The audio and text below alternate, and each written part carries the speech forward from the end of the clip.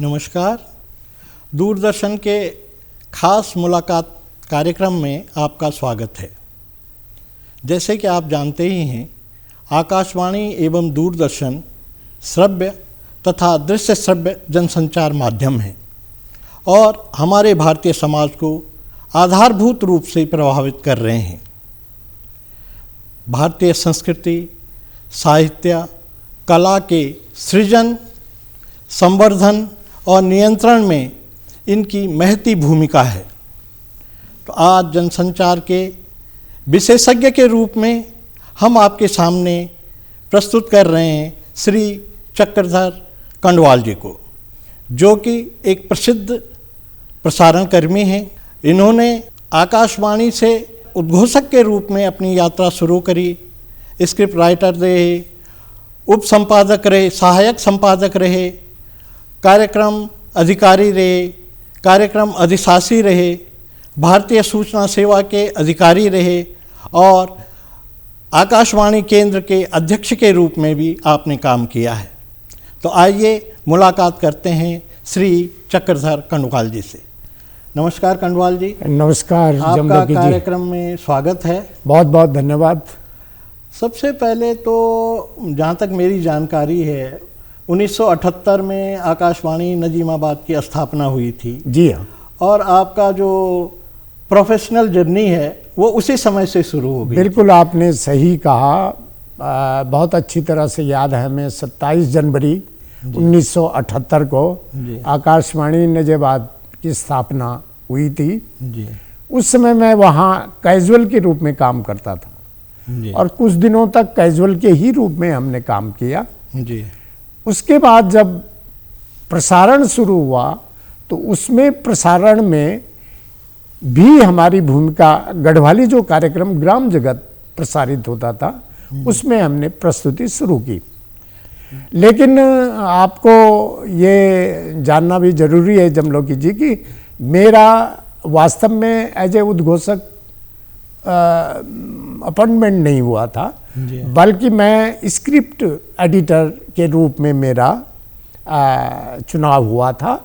लेकिन मुझे गढ़वाली भाषा आती थी, तो तत्कालीन जो के निदेशक शिव कुमार शर्मा जी थे, वो उन्होंने कहा कि नहीं, आप जो है अनाउंसर बूथ पे बैठिए और गढ़वाली कार्यक्रम की कंपेयरिंग कीजिए।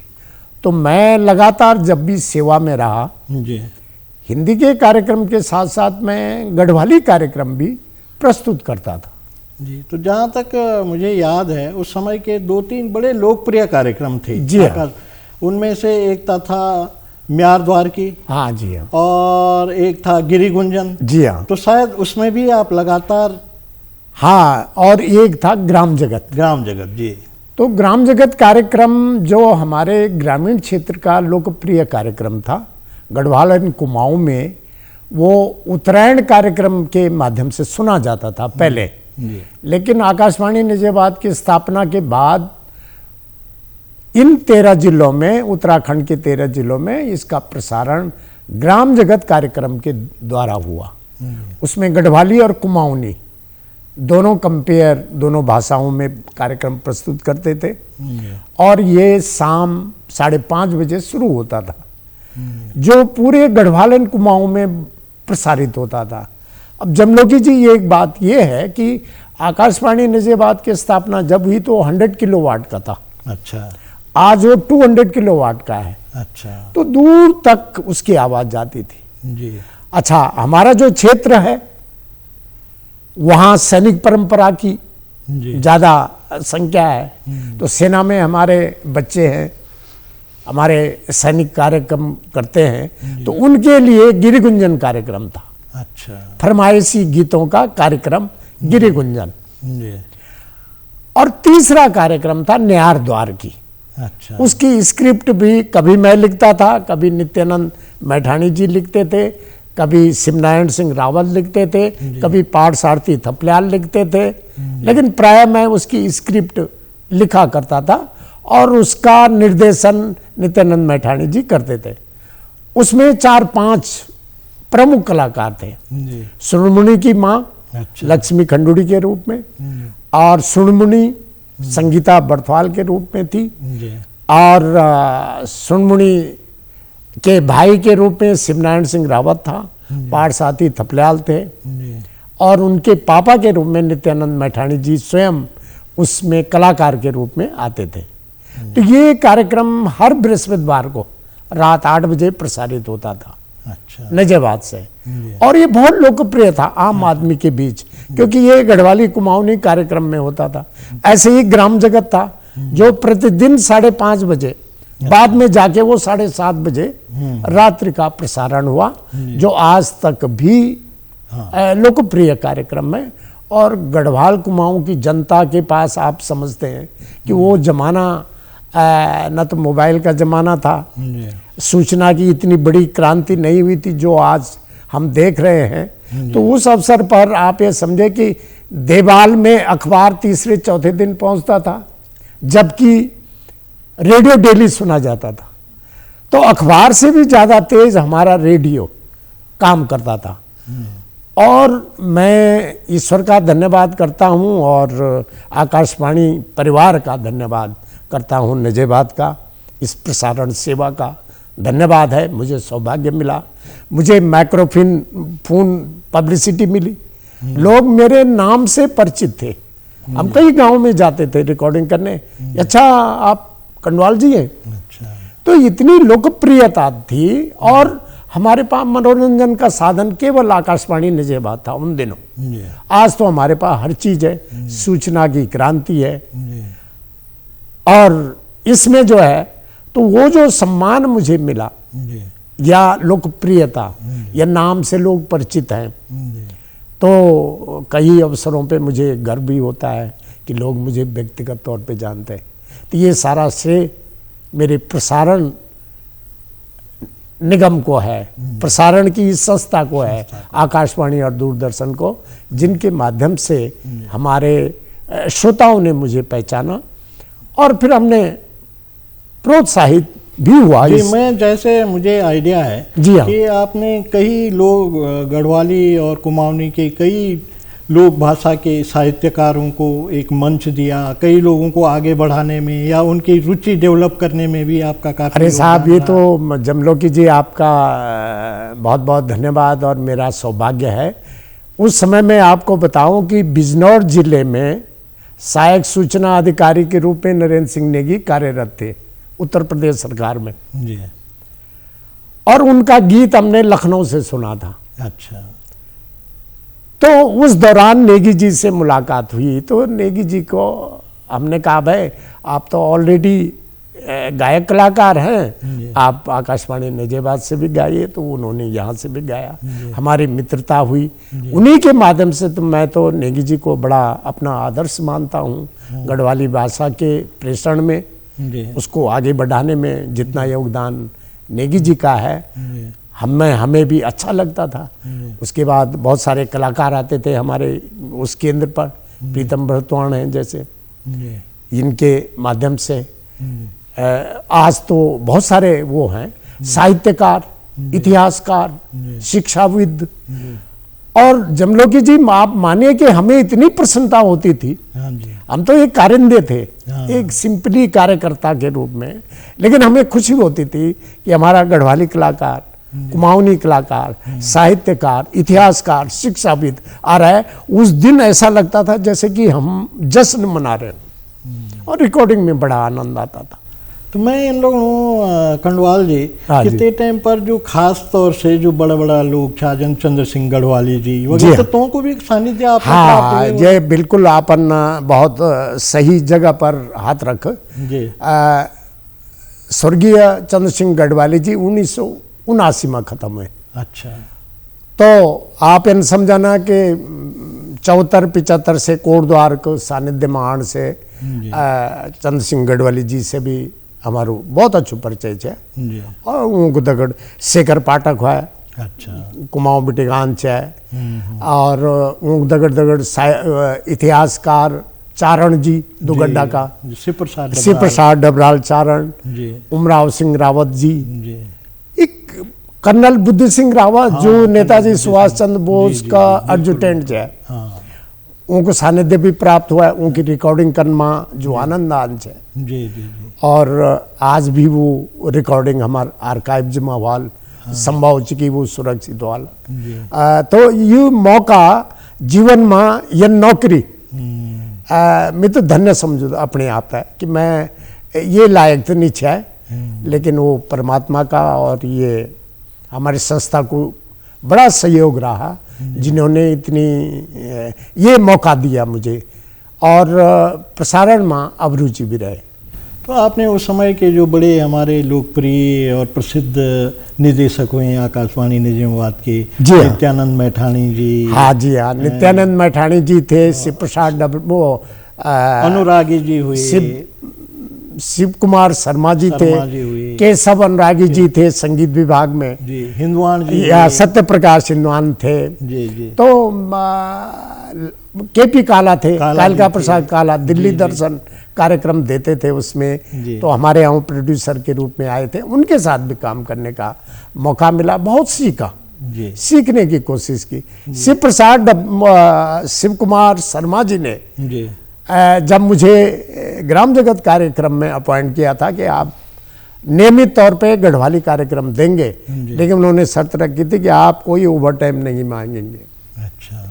जीवन भर नहीं, चाहे मैं यहाँ से ट्रांसफर भी हो जाऊं, और मैंने वो वायदा निभाया। अच्छा। मैंने कभी ग्राम जगत के लिए एक्स्ट्रा कोई ओवर टाइम की कोई क्लेम नहीं किया। अच्छा। और दूसरी उनकी शर्त है कि बिना बीमार हुए आप मेडिकल क्लेम नहीं करेंगे, वो मैंने जीवन भर निभाया, और वो मैंने क्लेम भी नहीं किया।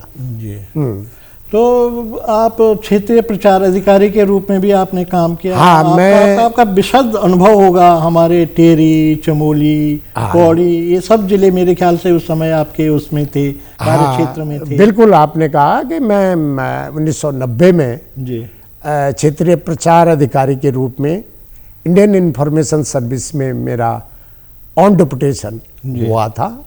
मेरा अपॉइंटमेंट शहडोल मध्य प्रदेश हुआ था। अच्छा। उसके बाद रायपुर हुआ, उसके बाद मैं पौड़ी आया। अच्छा। क्षेत्रीय प्रचार अधिकारी के रूप में डेपुटेशन होता है जमलोकी जी 5 साल का। अच्छा। लेकिन मुझे 7 साल का डेपुटेशन मिला। अच्छा।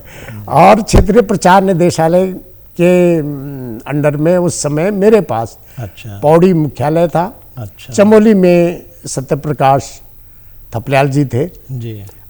वो तब बाद में इंफॉर्मेशन सर्विस में चले गए थे, प्रकाश थपलियाल जी।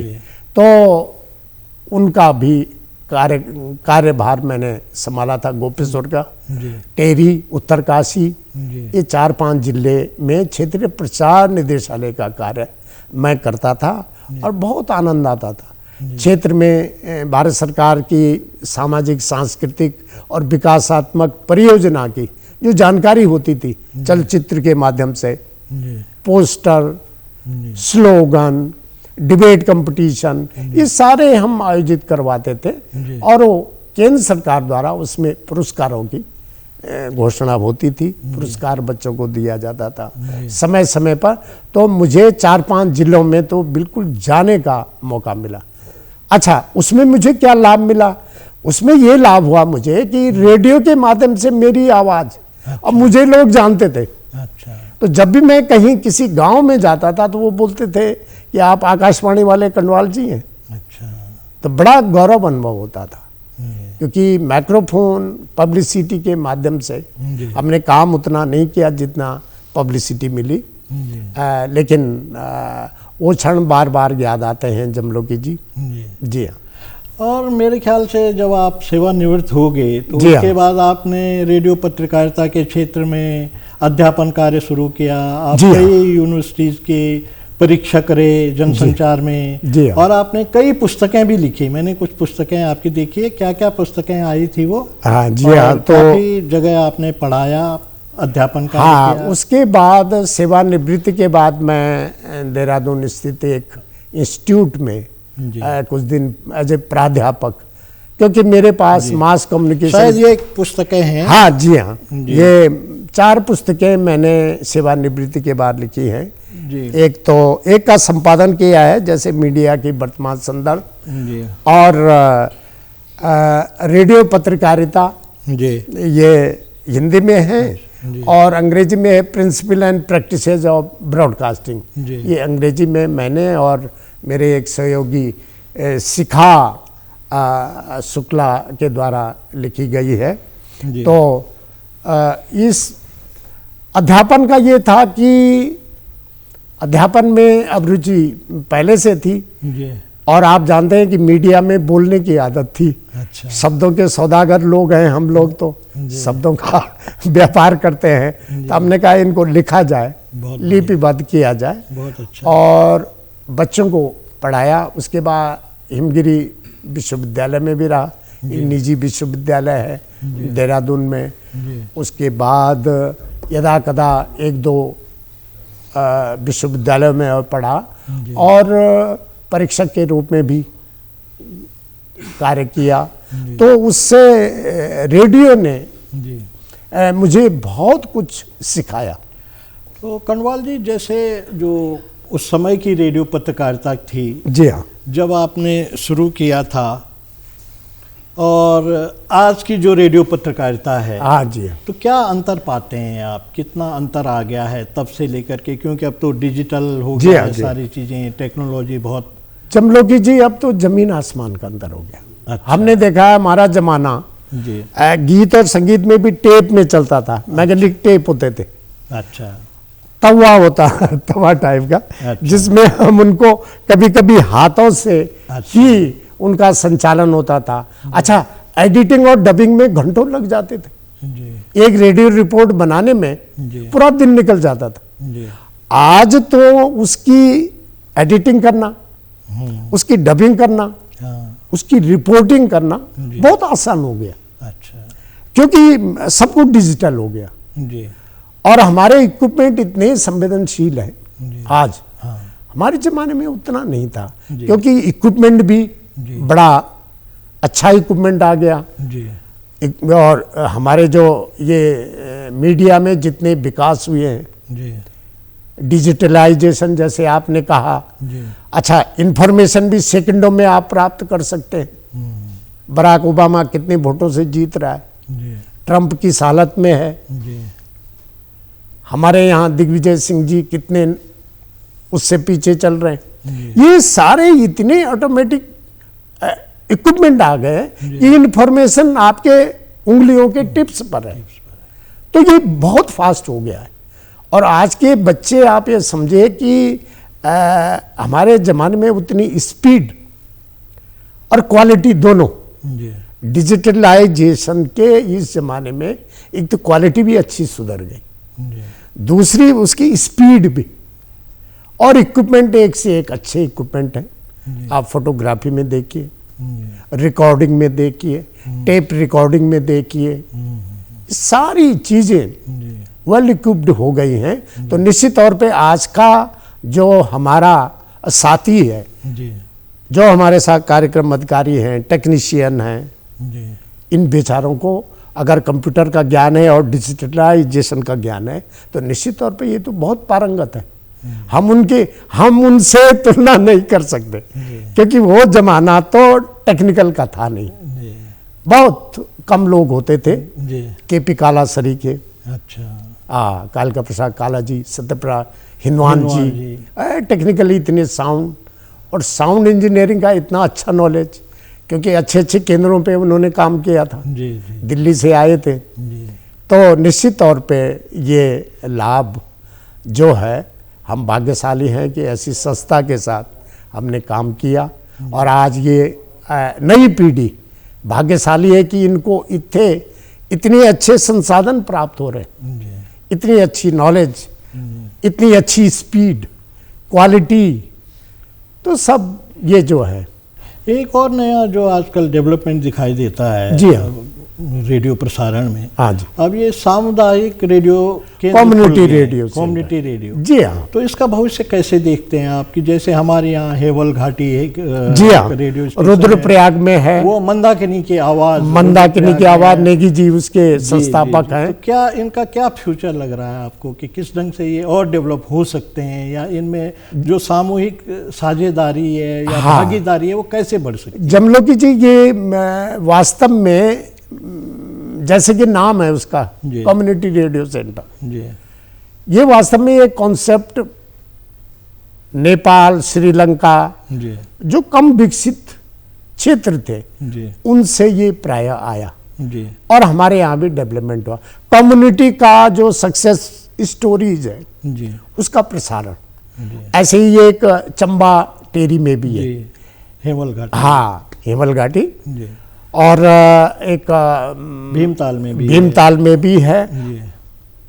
अब तो जगह जगह देहरादून में भी है, खुशी रेडियो खुशी है जी, मसूरी में, वो सब एफएम पर है। हाँ एफएम पर है, NIBH का है जी, अन्य कई विश्वविद्यालयों के प्राइवेट चैनल भी हैं जो एफएम का कुछ इंटरटेनमेंट सामुदायिक रेडियो की दृष्टि से निश्चित तौर पे देखो, जिस प्रकार हम साहित्य की रचना स्वांता सुखाए के लिए भी करते हैं जी, कम्युनिटी रेडियो लगभग आप ये समझिए कि आप सेल्फ सेटिस्फैक्शन, कम्युनिटी की जो महिलाएं हैं, बच्चे हैं, वो छोटे तबके के लोग हैं जिनकी इनकम का कोई सहारा नहीं है, आंगनबाड़ी है, हेल्थ सिस्टम है हमारा छोटे छोटे गांव में, जो जिस प्रकार से होता है उनके प्रसारण से निश्चित तौर पे और विशेषकर कमजोर वर्ग और महिलाओं के लिए तो वो बहुत बड़ा सशक्त साधन है, क्योंकि जब आप अपनी आवाज स्वयं अपने कानों से सुनते हैं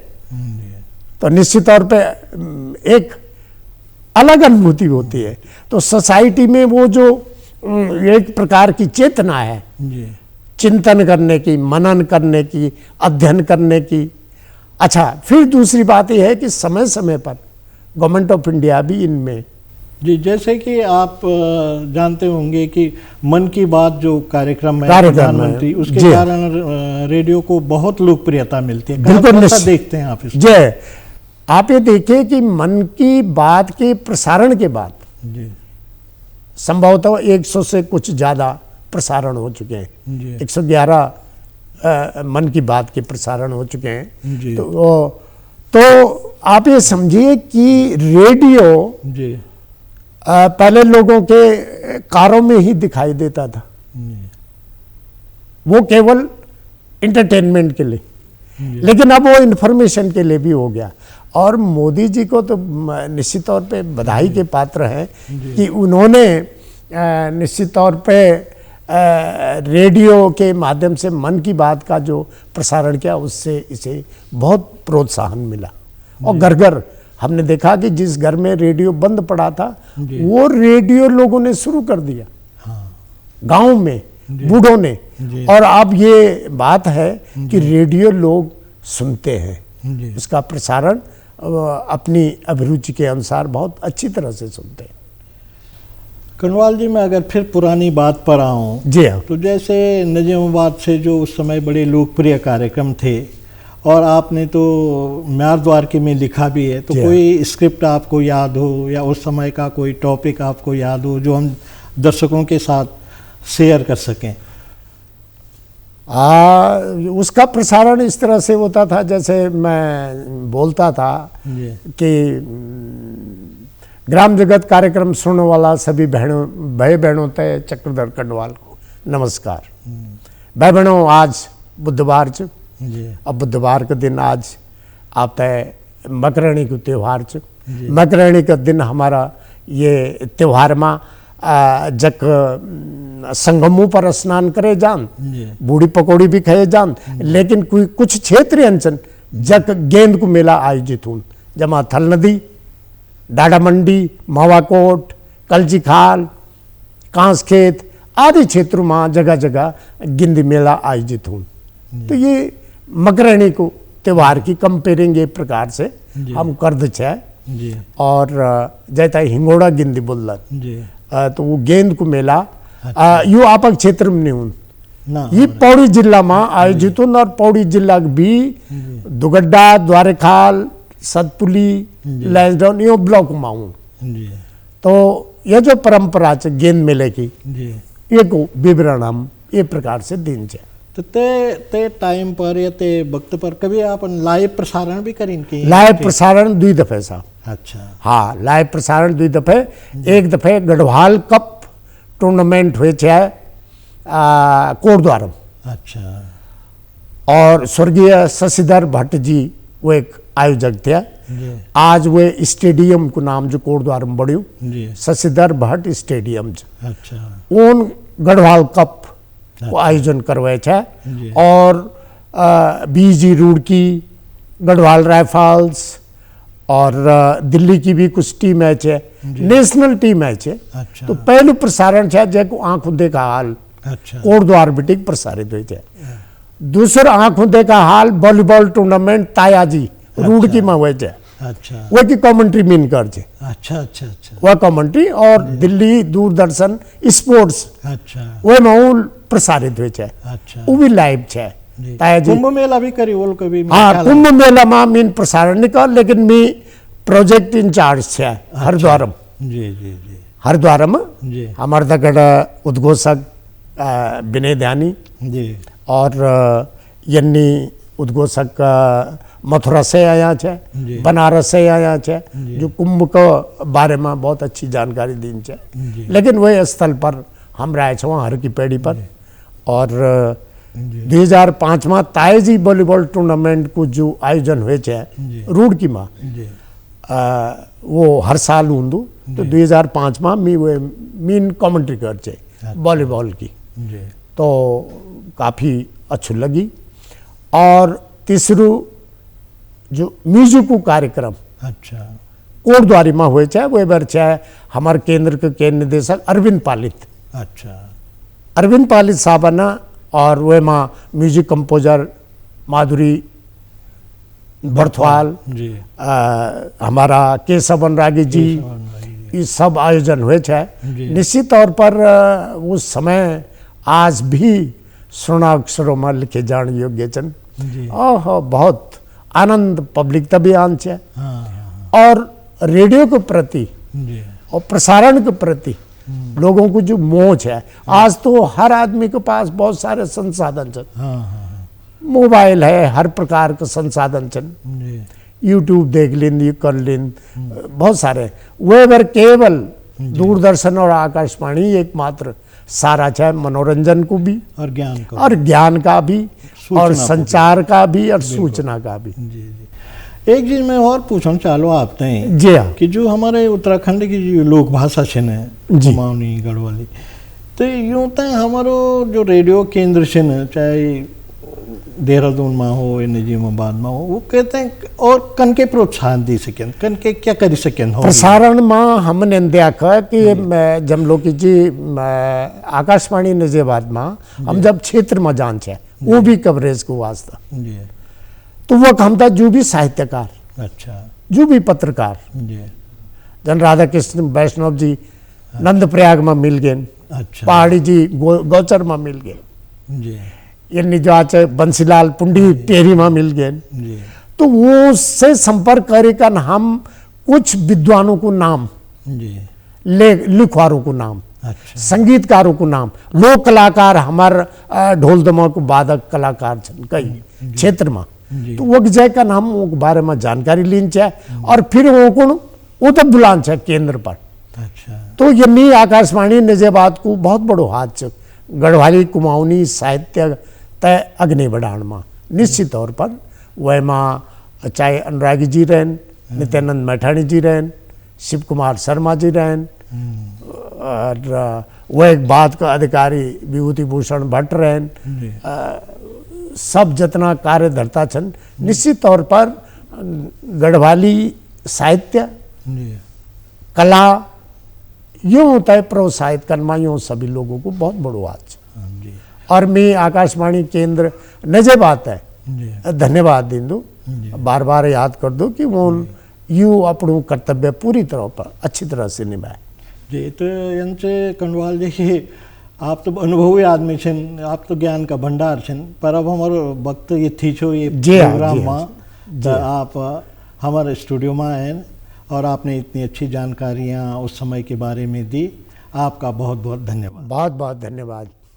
तो ये थे हमारे जनसंचार विशेषज्ञ, प्रसिद्ध प्रसारण कर्मी श्री चक्रधर कंडवाल जी। आगे फिर किसी कार्यक्रम में आपसे मुलाकात होगी। नमस्कार।